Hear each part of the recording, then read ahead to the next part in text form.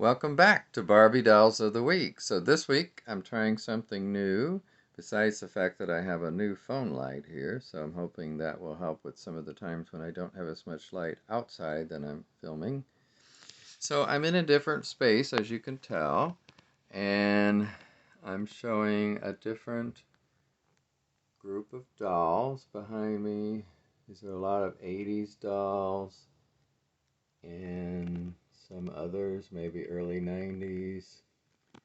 So yeah, and I wanted to show those because this is what it reminded me of when I would go into toy stores in the late 80s, early 90s, just rows. At least, usually at a Toys R Us, there were two full rows of Barbie stuff, and then another row with, let's say, clothes and accessories and maybe even houses or furniture, things like that.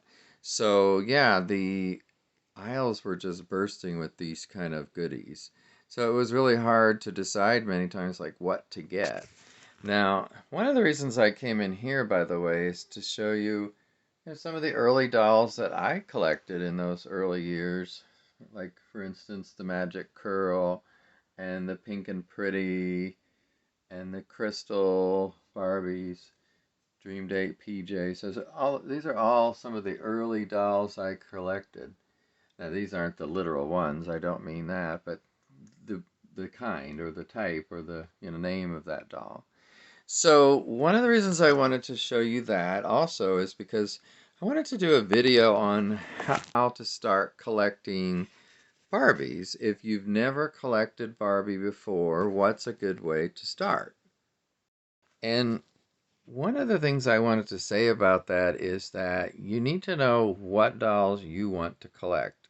Barbie from 1959 till now, that's a lot of dolls, a lot of styles, types, sets, eras, like Superstar era, Mod era, Vintage, etc. So you have to start with what kind of doll do you like? And even when I would go into those stores in the 80s and see those great group of dolls, and I started in the early 80s actually. Um, in about 1982 is when I started collecting. Well, you have to know what do you want to collect. And for me, I mean, it was what was there. But if I went into a store today, that's not what I would want to collect. That's looking at it through the lens of this 40-year collector. So you personally have to know what you want to collect. And that could be new dolls. Maybe you love the new dolls, and some I do, some I don't. And maybe you want vintage, true vintage Barbie. Right now, anything like 20, 25 years or older is sort of considered vintage, and I don't mean just Barbie, but in a lot of areas. But is that really vintage Barbie? No. Vintage Barbie's from like 59 to sometime in the 60s. I'm not sure of the exact cutoff, but let's just say for a minute 67. Because I think I remember that mod is considered anything from 67 to 73-ish. And then the Superstar era, of course, that started in 76, 77. So actually that 73 to, let's say, 76, I don't know what that's considered. Maybe somebody can help me with that one. Um, but I knew early on that I was not interested in, of course, back then there was no eBay and there was hardly any secondary market to buy from that I'm aware of, except, I guess, flea markets and places. But I was too young for that. I didn't have a lot of money, so I just went to the stores and got what was available then. That, by the way, was very inexpensive, like $9 or $8 for a great doll, like some of the ones I just showed you. But now, you pay a fortune to get good quality or sometimes not even that good a quality. Because, like, if we look at the Barbie movie dolls that are out, they're nice, and some of them are nicer than others, but they're average, $50 a doll. There's a Casa Mojo Dojo Casa Ken doll that was $75. I mean, that would have been like $10, $12 at most back then. But we're not living back then, I get it. So we have to deal with the prices we have now. And, if you want to collect vintage, I hope you have a lot of money. I mean, true vintage is going to be rather expensive. I mean, after the Barbie movie came out, I sold my vintage Allen doll for 60 something dollars. And of course, he was out of the box and in good, very good shape. But, that's pretty good, I think, for that doll that before the movie probably wouldn't have sold for much.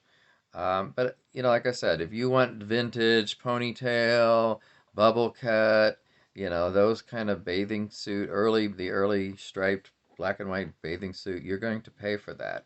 And I think, that's just to be expected. You can't buy something and it not be expensive from way back then. That's a collector's item. Also, the mod era, and again, since I don't collect vintage or mod, I'm not certainly the best knowledgeable person about that, but I know enough. For instance, Twist and Turn was big in the mod era, and I assume, therefore, that before that, the vintage dolls didn't have those kind of waists. But the waist that twists from side to side and things like that, and they had more flexibility maybe than those earlier dolls. Of course, when Superstar dolls came out, like actual Superstar Barbie in the mid 70s or 76, 77, because she was on the shelves for more than 1 year, obviously, or parts of, more than 1 year. She had the normal body that we're used to that does twist and turn, and also the arms that are usually bent and the legs that bend and click. So that's the era that I started with, and of course, I didn't have the late 70s dolls at that point. I got them later, the ones that I do have. So I started with the 80s, and so therefore, I mean, that's just an era that I am, most uh, enamored of, we'll say, is those 80s dolls. And let's take a look at a few. Okay, I'm back in my normal space that I do videos in, and I'm going to adjust this light. So if we look back here, this is my Superstar shelf. We got everything from the Golden Dream dolls over here on the end, Fashion Jeans, Magic Curl, Dream Glow came later, PJ, Dream Day PJ. We got Peaches and Cream Barbie and a Great Shape African American Barbie. I've got the four crystal Barbies up here. They're really taking up too much room. And, behind them you see others like Day to Night and,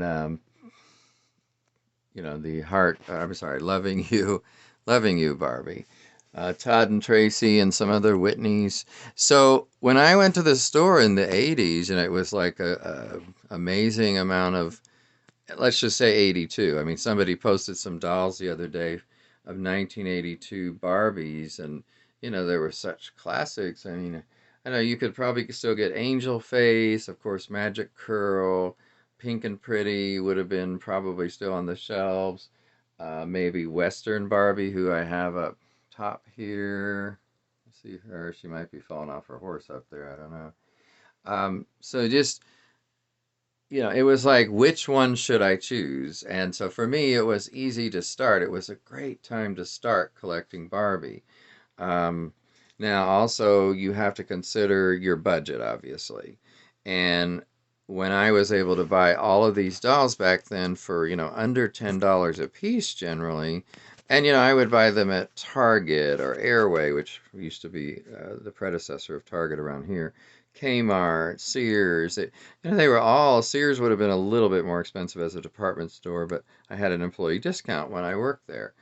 But there were just all kinds of great deals and great dolls. It was like just a embarrassment of riches in a way as far as your choices among these wonderful dolls.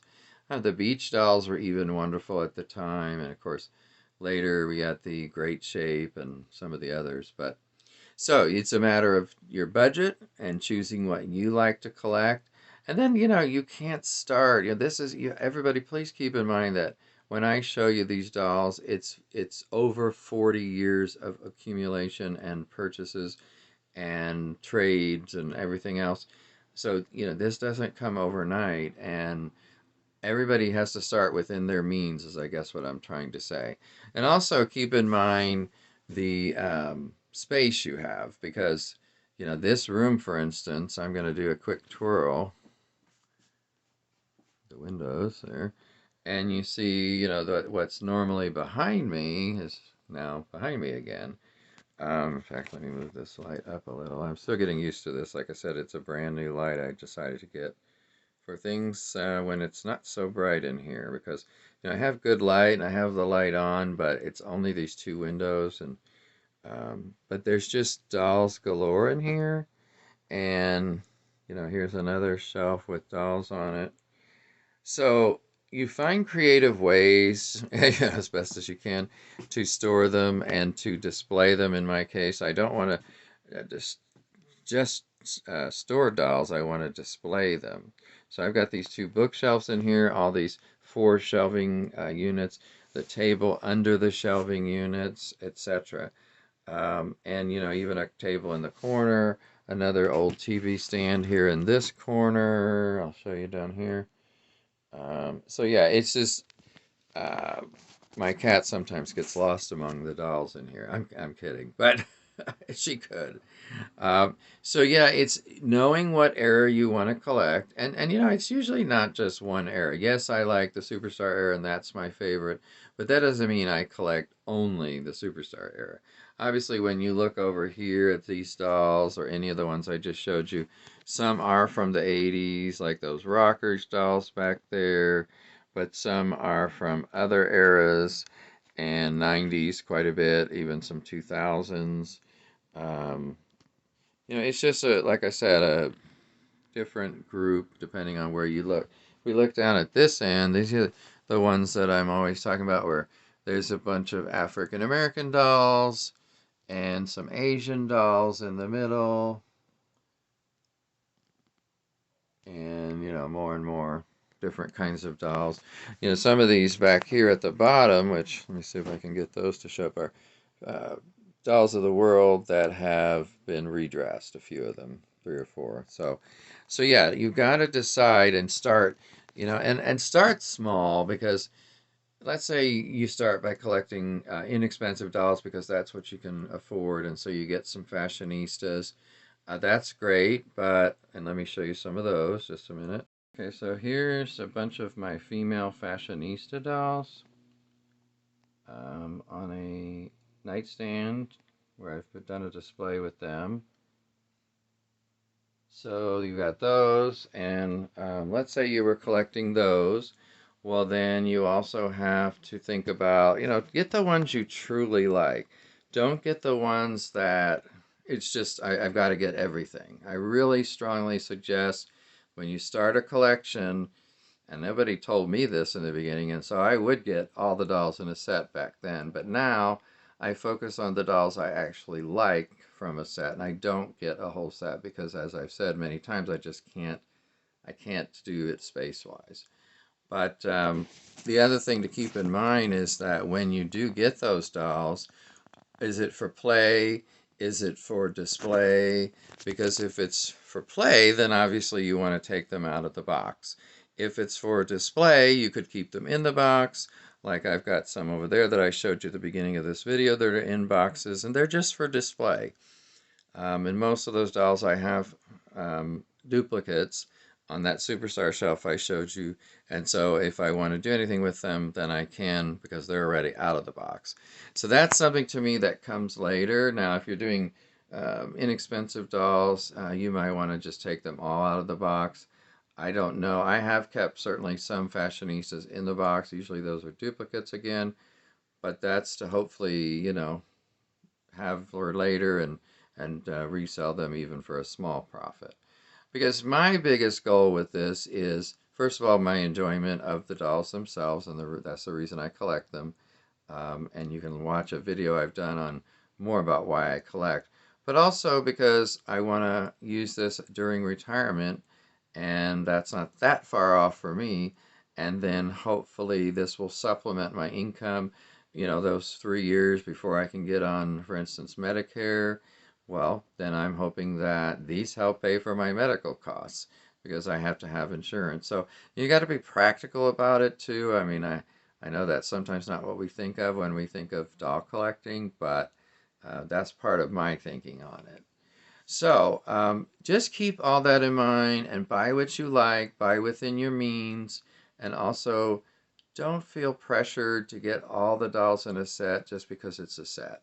Mattel would love that, but you don't have to do that, and I really want people to know that. And like I said early on in this video, figure out what era you want to start collecting in. So let's say you like Mod and Superstar. Well, maybe do the ones you can afford within those and look at eBay. Make sure to look at sold prices so that you're not overpaying for a doll, that it's fairly priced. Because remember, when somebody puts a doll on Facebook Marketplace or eBay, they can put any price they want on it. That doesn't mean it's a fair price.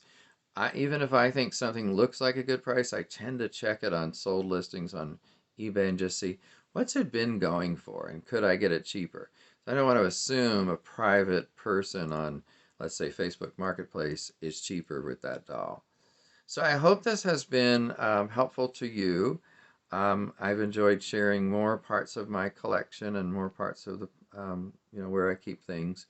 And in the meantime, have a great week, everyone, and I'll see you next time. Bye.